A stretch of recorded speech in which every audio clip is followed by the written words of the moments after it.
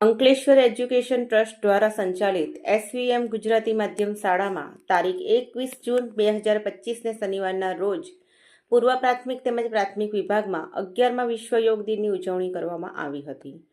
આચાર્ય મિલેન્દ્રસિંહ કેસરોલા તેમજ સુપરવાઇઝર મીટાબેન લીંડાણીની અધ્યક્ષતા હેઠળ શાળાના યોગ શિક્ષિકા ભામિનીબેન ભરડીવાળાના નેતૃત્વ હેઠળ વિદ્યાર્થીઓને યોગનું મહત્વ સમજાવી વિવિધ યોગાસનો પ્રાણાયામો કરાવવામાં આવ્યા હતા.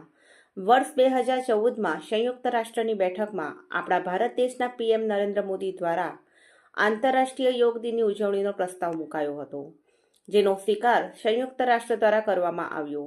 ત્યારથી તારીખ 21 જૂન 2015થી આજ દિન સુધી દર વર્ષે શાળામાં શુભાશય સાથે વિશ્વ યોગ દિનની ઉજવણી કરવામાં આવે છે.